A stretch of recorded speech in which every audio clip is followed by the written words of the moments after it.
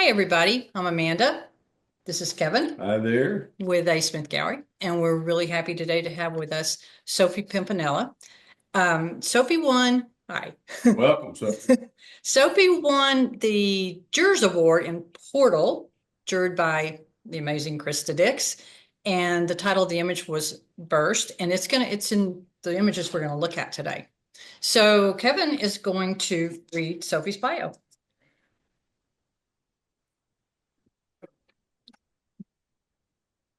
Sophie Pimpinella is an artist and educator from Richmond, Virginia. She graduated from Virginia Commonwealth University with photography and art education BFAs in 2023. Her work is rooted in experimentation with a focus on blending perceived realities through the physical properties of analog film. Persistent themes throughout her work include the body, nature, water, softness, memory, and existentialism. All right. Well, Sophie, if you'd like to read your statement for us, that would be wonderful. Of course. Thank you for having me here. Absolutely. Thank you for doing it. Through an intersection of light and softness, So Bright It Got Dark explores the atmospherics and abstract conditions of memory, recollection, and perception. These photographs reveal glimpses of the ephemeral moments between dreaming and waking that seem to have no footing in reality. The obscured is perhaps closer to the emotional or poetic truth. A persistent mundanity overwhelms a great deal of life, yet that becomes blurred as our memory reorders and reinterprets. The images expose this and the fragmented conceptualization we all have of our time on this planet. Considering life to be a more circular expression of time, the project has led me to analyze my understanding and personal experiences with death, loss, loneliness, and existentialism. Persisting thematic imagery surrounding nature, softness, water, and the body can be noticed, representative of the nuanced deepness of human existence and its inherent impermanence. Very nice. Really nice. I tell you what, we're going to share your images now. Okay. Well, let me ask you a question here. And this is a quote from you. A Mhm. persistent mundanity overwhelms a great deal of life, yet that becomes blurred as our memory reorders and reinterprets. I really like this quote, what you said here. Isn't this kind of what the camera does? It allows us to make images of the seemingly mundane that, upon interpretation by the viewer, transform them and can give them context and meaning outside and beyond the reality of the moment in which they were taken. What are your thoughts on that? Yeah, that's exactly right. I think that part of the reason I got into photography in the first place was I felt such a connection to the way that the camera can express emotional responses to a moment and how even though kind of inherently that's what the camera does, but the artist, the photographer, has the opportunity to kind of dig deeper with how we choose photos, what photos we choose to reveal, what we choose to reveal from those photos. And um, I know one of the things you kind of pointed out as well is that if the photographer is choosing um, different images, like how do we, if those images are so much about reality and so much about life, how do we choose ones that don't become hard to interpret and hard for the viewer to distinguish from just kind of an everyday moment. And I think that although my photos are a lot about everyday moments, they're kind of revealing a little bit more and digging a little bit deeper into, okay, so this photo is revealing this, showing this moment, but is also much more about the emotion behind it and how when we actually remember and we think back, um, we don't see it. We don't see such exactness in reality. We see something that's blurred and something that is not so clear. So, what are you making these images with? What what kind of a camera? I'm pretty sure all of them are 35 millimeter. There might be, yeah, I think all of them are 35 millimeter. There are a few in there that are underwater, like just cheap, not so cheap, but just like your typical like Walgreens like film camera. Um, those were the ones that I took underwater. And I think that working in that way, um, it's like it provides such a looseness to the way that I make photos.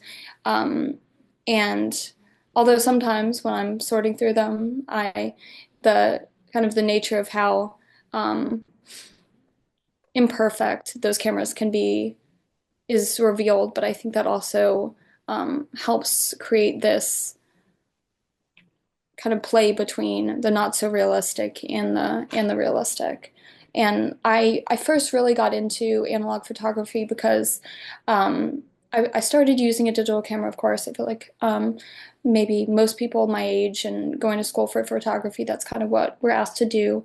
And then I felt this disconnect between what I was making um, and what I actually wanted to say. And I was taking a darkroom class, and I'd experimented with 35 millimeter before, but never with color film. And I started taking just, I mean, I'd go through maybe, I went through a time like a roll a day and even more. And I just started seeing these consistent themes and ways that I like to take photos. And I have a collection of similar to this one photos where I just like consistently blurred everything, which um, some prove to be more successful than others. But um, having a way that I can make photos without seeing what I'm doing and just having to kind of go with the moment, go with the flow, felt so much closer to my eye and my vision, um, more than having a digital camera and kind of feeling this pressure to flip through what I take in, find perfection. Um, it just felt so much more closer to my eye and my brain, how it was interpreting. Well, there's definitely a similarity between all of them. Yeah. Yeah. They most definitely hang together as a body of work. Yeah. Well, let me ask you a question that has to do with that initial question. In light of the previous question, how does a photographer prevent images from being so esoteric, personal, and in parentheses, anti-conventional beauty that the viewer has to work too hard to understand or appreciate them? Does it matter? Yeah. I think it definitely matters. And I think that so much of what I exclude from my work and what I kind of filter out as taking photos is too much like that. And I kind of try to find something that is not so clear, not so obvious, that the viewer is forced to focus on kind of a sense of just truly being in the moment with somebody versus looking at a memory. And I have some photos that there's the one you were on a few photos. It's the vertical one with like that's the sky. But I That took one? the photo. Yeah, this one. I took this photo. I was at a state fair, and I got kind of up on this hill, and I noticed the sky, even though it wasn't like a, I don't know, the most beautiful, perfect sunset ever. Nobody was stopping and pulling out their phones to take photos, but I noticed just how kind of being on top of this hill extended the sky to make my position in this like grassy area much more revealing of kind of what everything looked like going on around us. And I later had a friend. I was showing him this photo, and he was like, "Where on earth did you take this? This is so crazy." And it was with him. I'd been at the state fair with him. And he was like, "I hadn't even been aware that that's what the sky looked like." So I think finding moments that are have a sense of magic to them, but and can be understandable to viewers, but also is not quite what everybody at any time would always pick out as being a magical moment. Well said. Well, I think you've already answered my last question. Oh, So, about analog. Yeah. yeah. So, when did you get your first camera? So, when did you become interested in photography? Absolutely, in the sense that you had a camera and you were actually taking pictures. Well, I feel like I had like a camera phone first before anything. I mean, I would definitely mess around with like photography then, and I feel like at that time I really knew that I had found something I really enjoyed. But honestly, I went to art school for, at least in my, when I started, I was gonna go for illustration, maybe painting. I had some ideas in mind, but I hadn't really settled on one thing in particular. But I did know I was interested in photography, and at the college I went to, the first year that you have, you kind of do a bunch of experimentation and then find your major and apply for it. And I took a class called Time Studio, and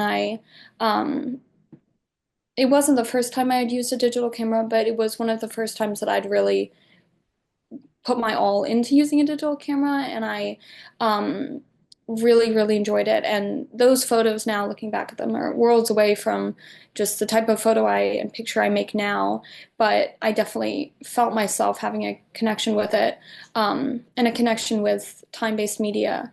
And that's the one of the majors I chose to pursue for my BFA. And So um, let me yeah, excuse me for a second. So what did you say? Time-based media?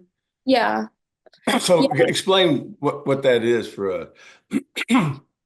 like uh, media and art forms that are based in time. And so, like the camera, when you take a picture, it's focusing on that time, that moment, that relationship that art has to time. And then like videos, so like um, that class was, yeah, a lot about photography, video making, sequencing, so putting photos together in a way, in a time constraint that expresses an idea.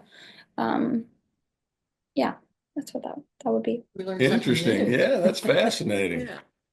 They didn't have that when I was in school. They didn't have digital cameras No, either. they didn't. Well, Sophie, is there anything else you'd like to say about your images? I'm good. Yeah, I think we've covered a lot. Yeah, thank you. Thank you very much. We really appreciate you supporting the gallery and participating. Yeah, thank you for the opportunity. Yeah, and this body of work, um, this photo was the photo that was included in Portal, but That's right. the body of work that it is in, and I feel like this photo definitely became like the photo that I used to represent that this body of work. So Bright It Got Dark, but I feel like all the photos it took. I mean, it was like the first official full body of work I ever made, and it took a long time to really sequence everything, put everything together, realize what I didn't want to include, what I did. So thank you for giving me the opportunity to show all of it.